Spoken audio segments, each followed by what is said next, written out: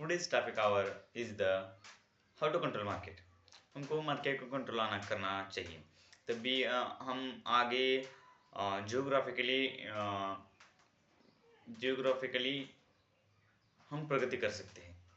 Geographically हमको प्रगति करने के लिए हमको हम अपना जो मार्केट है छोटा या बड़ा हो अपन पहले आपका जो मार्केट एरिया है उसको आपको कंट्रोल करना चाहिए। फिर थोड़ा बहुत बड़ा करना चाहिए, थोड़ा बड़ा ऐसे कर लिए जियोग्राफिकली प्रगति करना चाहिए। उसके लिए आपको क्या चाहिए? तो उसके लिए चाहिए आपको कस्टमर्स। तो कस्टमर को कैसे तुम आप हैंडल करोगे? कस्टमर को हैंडल करने के लिए उनसे फीडबैक लो। फीडबैक लेना बहुत जरूरी बात है। Feedback is the breakfast of businessman market. क्यों ब्रेकफास्ट कहा जाता है फीडबैक को? अगर आपके पास फीडबैक है तो आपको पता चलेगा कि आपका प्रोडक्ट कितना असर कर रहा है आपके कस्टमर पर। जितना ज़्यादा कस्टमर पर अफेक्ट करता है उतना ज़्यादा आपको मार्केट पर अपना वर्चस्व लगाने में आसानी होगी। उसके लिए आपको फीडबैक लेना है। कस्टमर को सर्विस अच्छी देनी चाहिए। कस्टमर आए तो आपको वेलकम करना चाहिए, प्यारी सी स्माइल देनी चाहिए, आई कांटेक्ट मेंटेन रखना चाहिए। जब कस्टमर आता है उससे बातें करनी चाहिए और जाते वक्त आपको उससे अगर आप फूड इंडस्ट्री में हो तो जाते वक्त जब तक वो पे नहीं करते आपको उनको पैसे नहीं मांगने चाहिए। जब वो पे करेंगे तभी आपको पैसे लेने चाहिए और जाते वक्त उनको थैंक यू करना आपकी जिम्मेदारी है। उनको खुश लगना चाहिए कि सबसे आपकी फूड इंडस्ट्री फूड होटल सबसे बेहतर है, ऐसा आपके कस्टमर को लगना चाहिए। तभी वो फिर लौटकर आपके यहाँ आएगा। कस्टमर के साथ साथ आपका प्रोडक्ट भी मायने रखता है। आपका प्रोडक्ट जितना ताकतवर होगा, जितना अफेक्टिव होगा, उतना ही ज़्यादा आपको मार्केट पे वर्चस्व लाने में आसानी होगी। तो आपका प्रोडक्ट नॉन चेंजेबल होना चाहिए। जैसे कोका कोला का उदाहरण लें, कोका कोला कोई रिप्लेस नहीं कर सकता। उनको उन्होंने अनुमति दी है पर उसको रिप्लेस करने में आज तक किसी को यश नहीं आया है। किसी को भी कोका कोला का वो जो सूत्र है पता नहीं। सिर्फ दुनिया में 3 ही लोगों को ये सूत्र पता है, वही आज तक ये बनाते आए कोका कोला। वैसे आपका प्रोडक्ट नॉन रिप्लेसेबल जितना ज़्यादा होगा उतनी खैरियत आप रखनी चाहिए। और उसके साथ साथ आपका प्रोडक्ट लेने से आपके कस्टमर का कितना पैसा बच रहा है ये भी उनको पता होना चाहिए। आपके कस्टमर को लगना चाहिए कि हमारा पैसा बच रहा है। और कभी कभी पैसों की बात नहीं होती, आपका प्रोडक्ट की क्वालिटी कितनी अच्छी है ये बात रखती है। आपके कस्टमर कैसे हैं आपको पता होना चाहिए। आपके कस्टमर अगर रॉयल है तो उनको पैसे से ज़्यादा क्वालिटी में इंटरेस्ट होता है। वो आपके यहाँ क्वालिटी की वजह से आते हैं रॉयल कस्टमर्स। अगर आपके कस्टमर रॉयल नहीं तो उनको पैसा बचता है ऐसा लगना चाहिए। ऐसा लगेगा तो वो बार बार आपके यहाँ आएंगे, चाहे क्वालिटी किसी भी हो। उसके साथ आपका प्रोडक्ट का नाम सभी यहाँ होना चाहिए। उसके लिए जो चाहे आप कर सकते हैं पर आपका नाम सभी के मुंह में आना चाहिए।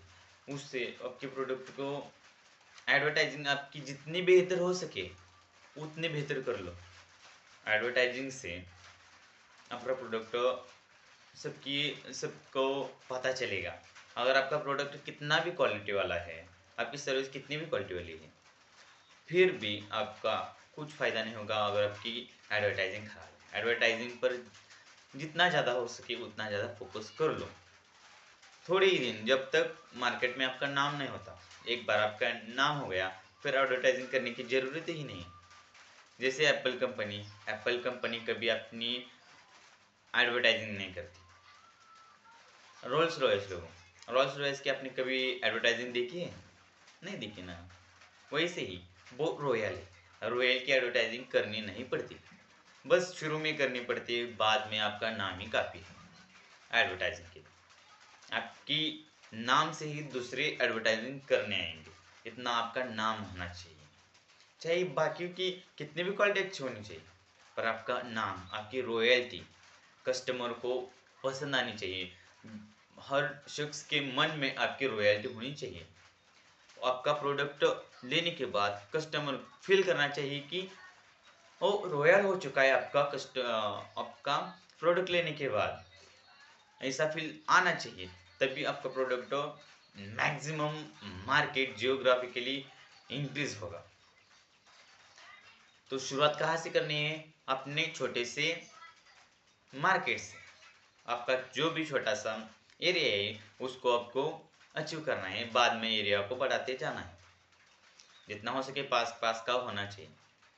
और जिस जहाँ जाओ आपका प्रोडक्ट वहाँ के कल्चर को सूट होना चाहिए, तभी आपका प्रोडक्ट वहाँ बिकेगा। जब इंडिया में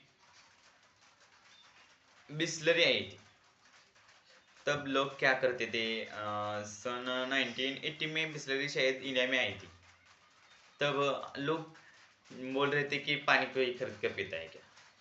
नहीं, तब चाय और कॉफ़ी पीते थे। फिर बाद में उन्होंने अपनी बिस्लरी फाइव स्टार होटल में रखनी शुरू की, और जब भी फॉरेनर्स थे उनको ही बेचनी शुरू कर दी। बाद में उसको वो रॉयल लगने लगी इंडियन लोगों को भी, बाद में उसे खरीदने लगे इंडियंस भी। वैसे ही फेयर एंड लवली जब इंडिया में आई थी तब उसका नाम क्या था? विटामिन्स, जो आपको गोरा बना दे, और उस गोरा बना दे तभी नहीं चली।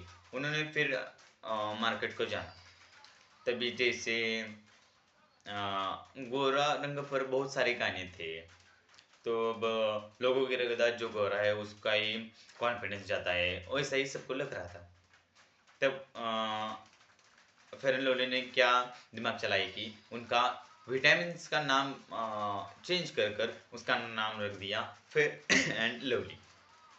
फिर लोगों में बहुत चाहिए, आज 80% मार्केट फेयर एंड लवली का है, और बाद में लगने लगा क्यों उनको बहुत सारे पब्लिक ने प्रश्न पूछा कि काले लोग अब सुंदर नहीं होते क्या? तो उन्होंने नाम चेंज कर फेयर एंड लवली को अब नाउ ग्लो एंड लवली ऐसा नाम रख दिया। ऐसे ही आपको मार्केट रिसर्च करनी चाहिए। आपकी मार्केट रिसर्च जितनी पावरफुल है ना उतना ही आपको फायदा होगा प्रोडक्ट ऐड करने में। और ये जानना चाहिए कि बाकी भी प्रोडक्ट है, पर उनसे हम बेहतर क्या हमारा प्रोडक्ट बना सकते हैं, ये आपको जानना चाहिए। ये आपको कब हासिल होगा? जब आपकी रिसर्च होगी तभी आपको ये हासिल होगा। जैसे पतंजलि ने अपनी जीन्स, अपने स्कर्ट्स, लंगोटा ये मार्केट में उतारे, उनका लंगोटा और स्कर्ट्स बहुत मार्केट में चले, पर उनका जो जीन्स है नहीं चला। क्यों? तो लोग बोलने लगे कि जीन्स तो बाहर से आई हुई थी, जीन्स कोई पतंजलि के भीतर लेता है क्या? जीन्स तो जो संस्कारी लोग थे वो जीन्स पहनते नहीं थे। तो जीन्स नहीं चली। क्यों? कि जीन्स तो लेविस की होती है, लेविस की जीन्स चलती है। लेविस ने अपना प्रोडक्ट मार्केट में उतारा क्या? लेविस ने अपना शर्ट मार्केट में उतारा था, जैकेट। तो लोग कहने लगे कि जैकेट कोई लेविस की पहनता है क्या? जीन्स तो लेविस की पहनती जाती है। और ऐसा ही आपको मार्केट रिसर्च करनी चाहिए, तभी अपना प्रोडक्ट मार्केट में उतारनी। जैसे कोलगेट ने अपना प्रोडक्ट खाने का ही कोलगेट निकाला था, वो नहीं चला क्योंकि लोग कह रहे थे कि कोलगेट तो खाया नहीं जाता, कोलगेट थूका जाता है, इसलिए कोलगेट का वो प्रोडक्ट भी नहीं चला। ऐसे बहुत सारे मैं उदाहरण मैं आपको दे सकता हूँ। पहले आपको मार्केट रिसर्च करनी चाहिए और बाद में आपका प्रोडक्ट आपको बाजार में उतारना चाहिए, तभी आपका प्रोडक्ट सेल होगा। जितनी ज़्यादा हो सके आपका कस्टमर को रॉयल्टी देने की कोशिश करें, जैसे कि वजह से वो रॉयल फील करने लगे।